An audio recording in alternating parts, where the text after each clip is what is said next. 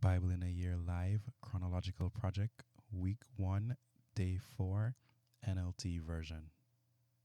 At one time, all the people of the world spoke the same language and used the same words. As the people migrated to the east, they found a plain in the land of Babylonia and settled there. They began saying to each other, "Let's make bricks and harden them with fire." In this region, bricks were used instead of stone, and tar was used for mortar. Then they said, "Come, let's build a great city for ourselves, with a tower that reaches into the sky.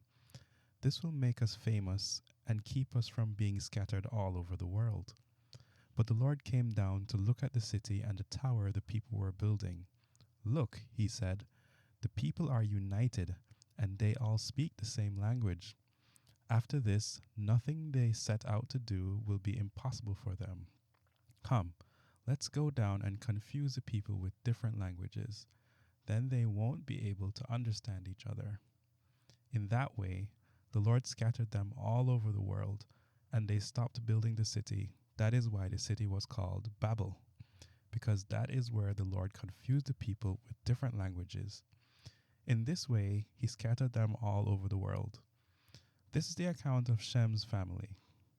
2 years after the great flood, when Shem was 100 years old, he became the father of Arphaxad. After the birth of Arphaxad, Shem lived another 500 years and had other sons and daughters. When Arphaxad was 35 years old, he became the father of Shelah. After the birth of Shelah, Arphaxad lived another 403 years and had other sons and daughters. When Shelah was 30 years old, he became the father of Eber. After the birth of Eber, Shelah lived another 403 years and had other sons and daughters. When Eber was 34 years old, he became the father of Peleg. After the birth of Peleg, Eber lived another 430 years, and he had other sons and daughters. When Peleg was 30 years old, he became the father of Reu. After the birth of Reu, Peleg lived another 209 years and had other sons and daughters. When Reu was 32 years old, he became the father of Serug. After the birth of Serug, Reu lived another 207 years and had other sons and daughters. When Serug was 30 years old, he became the father of Nahor. After the birth of Nahor, Serug lived another 200 years and had other sons and daughters.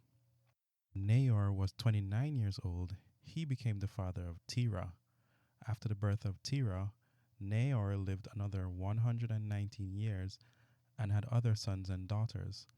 After Terah was 70 years old, he became the father of Abram, Nahor, and Haran.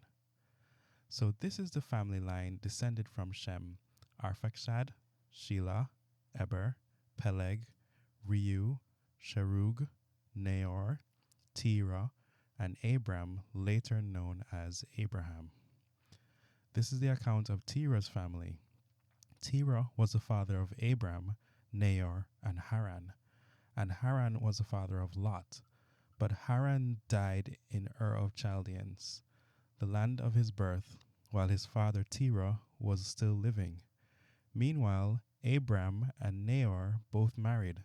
The name of Abraham's wife was Sarai, and the name of Nahor's wife was Milcah.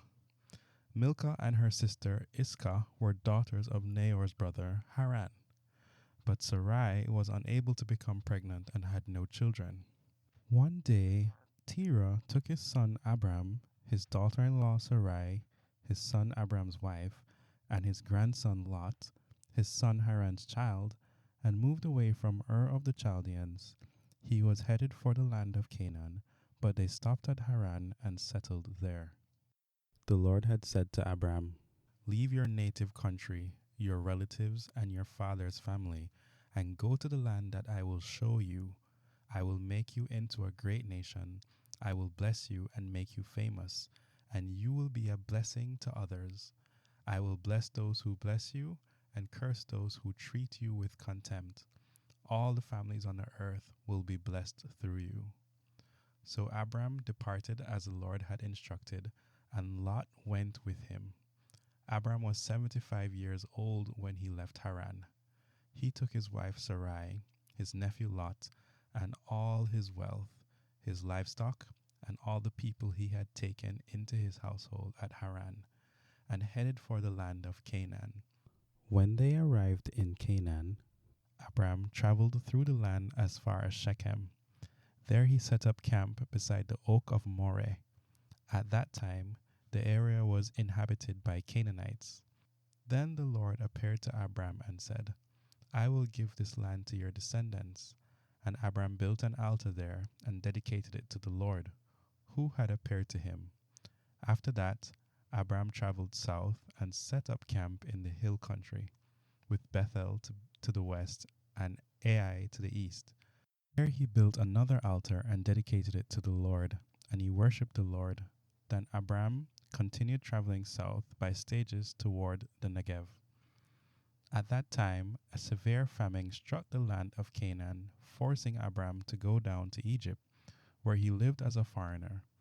As he was approaching the border of Egypt, Abram said to his wife, Sarai, look, you are a very beautiful woman. When the Egyptians see you, they will say, this is his wife. Let's kill him. Then we can have her. So please, tell them you are my sister. Then they will spare my life and treat me well because of their interest in you. Sure enough, when Abram arrived in Egypt, everyone noticed Sarai's beauty. When the palace officials saw her, they sang her praises to Pharaoh, their king, and Sarai was taken into his palace. Then Pharaoh gave Abram many gifts because of her: sheep, goats, cattle, male and female donkeys, male and female servants, and camels. But the Lord sent terrible plagues upon Pharaoh and his household because of Sarai, Abram's wife. So Pharaoh summoned Abram and accused him sharply. What have you done to me? He demanded. Why didn't you tell me she was your wife? Why did you say, she is my sister, and allow me to take her as my wife? Now then, here is your wife. Take her and get out of here. Pharaoh ordered some of his men to escort them, and he sent Abram out of the country along with his wife and all his possessions. So Abram left Egypt and traveled north into the Negev, along with his wife and Lot and all that they owned. Abram was very rich in livestock, silver, and gold from the Negev. They continued traveling by stages towards Bethel, and they pitched their tents between Bethel and Ai, where they had camped before. This was the same place where Abram had built the altar, and there he worshipped the Lord again. Lot, who was traveling with Abram, had also become very wealthy with flocks of sheep and goats, herds of cattle, and many tents. But the land could not support both Abram and Lot with all their flocks and herds living so close together. So disputes broke out between the herdsmen of Abram and Lot. At that time, Canaanites and Perizzites were also living in the land. Finally, Abram said to Lot, let's not allow this conflict to come between us or our herdsmen. After all, we are close relatives. The whole countryside is open to you. Take your choice of any section of the land you want, and we will separate. If you want the land to the left, then I'll take the land on the right. If you prefer the land on the right, then I'll go to the left. Lot took a long look at the fertile plains of the Jordan Valley in the direction of Zoar. The whole area was well watered everywhere, like the garden of the Lord or the beautiful land of Egypt. This was before the Lord destroyed Sodom and Gomorrah. Lot chose for himself the whole Jordan Valley to the east of them. He went there with his flocks and servants and parted company with his uncle Abram. So Abram settled in the land of Canaan, and Lot moved his tents to a place near Sodom and settled among the cities of the plain. But the people of this area were extremely wicked and constantly sinned against the Lord. After Lot had gone, the Lord said to Abram, look as far as you can see in every direction, north and south, east and west. I am giving all this land as far as you can see to you and your descendants as a permanent possession.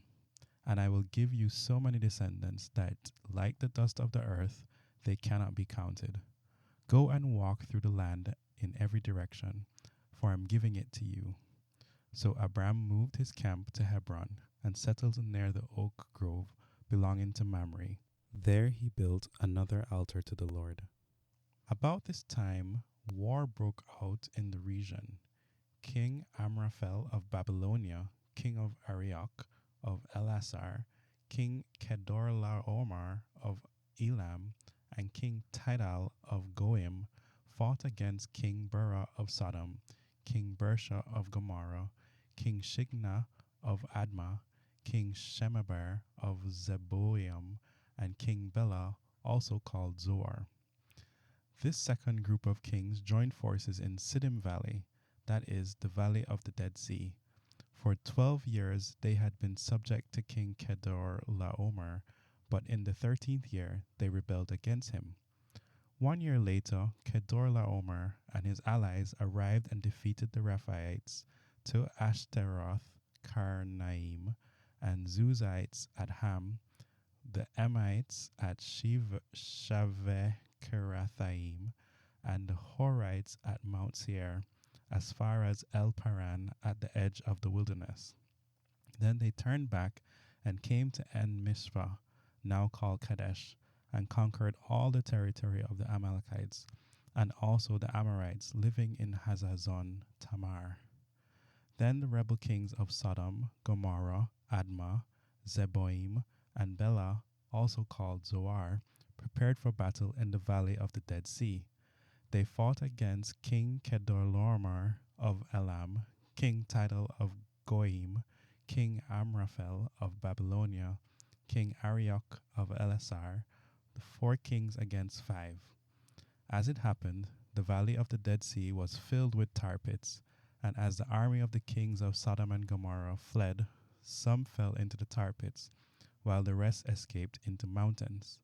The victorious invaders then plundered Sodom and Gomorrah and headed for home, taking with them all the spoils of war and the food supplies. They also captured Lot, Abraham's nephew, who lived in Sodom, and carried off everything he owned.